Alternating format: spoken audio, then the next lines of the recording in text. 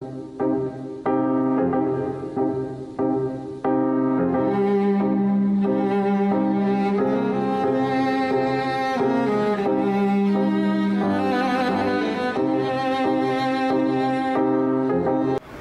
Pascal, ravi de te revoir dans le cadre de la rubrique Les rencontres de Bruno, les amis de Bruno. Ça me fait plaisir de te revoir, bien sûr, comme à chaque fois.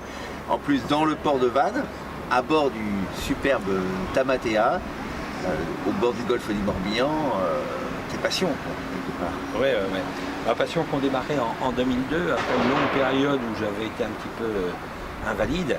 Je me suis racheté un petit bateau, puis je suis parti à la pêche pendant 2 ans et j'ai commencé à découvrir le golfe. Et là, j'ai connu les Sinagos et une longue histoire a commencé à partir de là avec le golfe et puis la connaissance de ce golfe. Et puis donc de ces bateaux mythiques traditionnels. Le Sinago, explique ce que c'est que le Sinago, tout le monde ne connaît pas. Le Sinago, c'est le bateau typique de Séné qui tire son nom. Alors c'est le seul bateau en France qui tire son nom d'une population. Oui. Qui s'appelle les habitants de Séné, ce sont les Sinagos, et les habitants donc ont pris pour nom de bateau le Sinago, qui était le bateau historique du golfe du Morbihan, qui servait à aller draguer l'huître dans le golfe, qui était au 19e siècle une huîtrière naturelle géante. Alors c'est un bateau particulier à coque noire et à voile rouge qu'on voit encore dans le golfe, il y en a quelques-uns. Ah ouais, il en reste 4, 5, 6. Il y en a 4 ici qui sont à Port-Anna. Alors, là, tout ça, après, c'est devenu vraiment une passion pour moi. Je me suis occupé des mouillages patrimoniaux. On est ici dans un mouillage patrimonial dans le port de Vannes, qui était à mon initiative auprès de la mairie de Vannes. J'ai créé aussi des mouillages patrimoniaux avec la mairie d'Aradon et la mairie de Séné en face de Port-Anna, où on voit 4 Sinagos, le Jolion, le Maberly, le Trois Frères et le Jean et Jeanne. Il y a 2 autres Sinagos, il y en a un à l'île aux Moines, le Crialès, et un autre à la Trinité qui s'appelle mon préféré. Et alors Tamatea, c'est complètement différent. C'est totalement différent. J'ai quitté les Amis du Sinago, j'étais président pendant 6 ans, 7 ans. Et après, j'étais dans 2 ou 3 associations, je ne me plaisais pas. Et puis, comme j'avais créé des mouillages patrimoniaux dans le port de Vannes, j'avais toujours une idée d'avoir un bateau dans le port de Vannes. Et il s'est présenté l'occasion de monter une association autour de Tamatea et de faire vivre ce bateau. Alors c'est quoi ce bateau alors?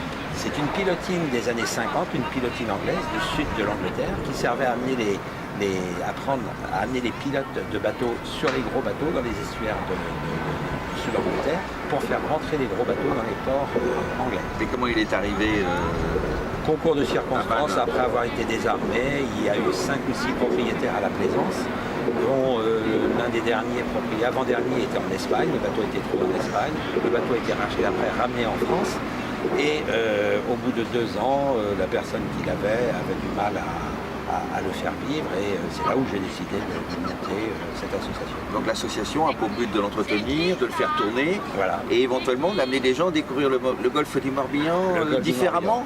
Oui, différemment, à ma façon. J'ai une lecture du golfe du Morbihan qui est la mienne, faite de beaucoup d'anecdotes que j'ai glanées auprès de pêcheurs, de marins-pêcheurs du golfe, du Séné, et des gens de différents points du golfe.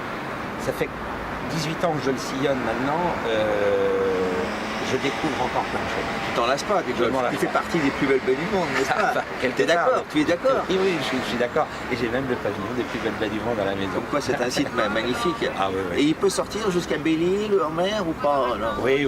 Alors on a prévu cette année d'aller d'abord on va aller à Vilaine en Fête, du 6 au 13 mai.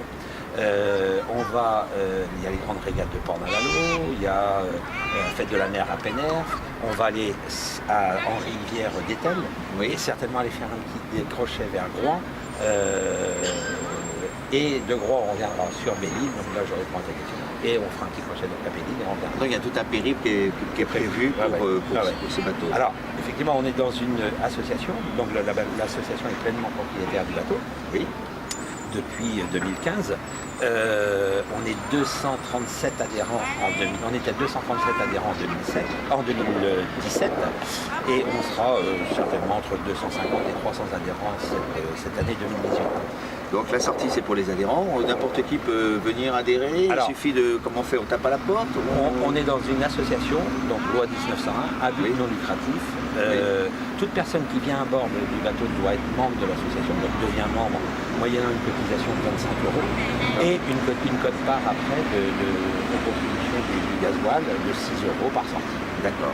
Et alors il y a une particularité aussi, c'est que c'est très convivial les sorties, il y a tes histoires que tu racontes, une ambiance, ça chante, il y a les huîtres, il y a le vin blanc, voilà. Ce sont que de bons moments et les gens reviennent avec des souvenirs. Et ce que je me complais à dire, c'est que des gens qui ne se rencontreraient pas à terre, ou même s'ils se rencontraient à terre, ne se diraient pas grand-chose. Ici, ils se rencontrent et en plus ils discutent, ils échangent leur numéro de téléphone. Il y a de l'avocat, il y a du Toulib, il y a des gens qui sont en difficulté, donc ils font appel à l'avocat, qui font appel au Toulib. Tout ça, c'est un petit réseau qui se met en place. Et alors, les moments forts aussi, c'est le midi, on passe la route à bord du bateau, même l'hiver. Hein, hier, on était à l'île d'Ar, il faisait pas très chaud, mais on a passé un très bon moment. On était 4 hommes et 6 femmes. La parité n'est pas respectée, mais tant pis, hein, c'est pas désagréable. Donc il y a les compagnies qu'on connaît, qu'on respecte, Navix, compagnie du golf, etc. C'est une manière de découvrir le golf, mais il y a aussi Tamatea, plus approfondie, plus dans les relations, la camaraderie, on va dire ça comme ça. Et on n'est pas dans un format, on n'est pas entreprise commerciale, donc moi c'est ma passion qui m'anime. Donc je peux faire aussi des sorties le soir apéritives, on n'a pas d'heure. Tant que ça me fait plaisir, je partage ce plaisir et les gens en profitent. Bon, alors si on veut adhérer à l'association Tamatea, on s'adresse comment? Alors on a un site internet là, qu'on vient de mettre en ligne là, vendredi, c'est tamatea.fr. D'accord. Vous allez dans Google, tamatea.fr. Sinon vous nous écrivez sur tamatea56van@gmail.com ou il y a mon numéro de téléphone, le 06 60 85 59 28. Tu peux répéter? 06 60 85 59 28. Pour des sorties magnifiques dans le golfe du Morbihan en compagnie de Pascal, une ambiance assurée, une découverte originale d'une des plus belles baies du monde. Ah ben c'est pour moi, pourtant je suis lorientais, donc le Venten je n'aimais pas. J'ai appris à découvrir le golfe du Morbihan. Quand j'étais gamin, mes parents avaient une maison à Carnac. Et quand on arrivait à Saint-Philibert, Saint-Philibert-Locmariaquer, on était à la limite du golfe du Morbihan et pour moi c'était une vasière.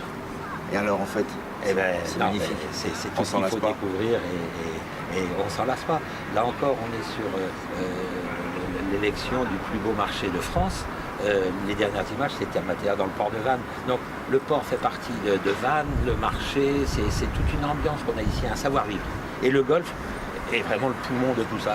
Eh ben, merci monsieur l'ambassadeur du golfe du Morbihan, Pascal. À très bientôt. Merci Bruno.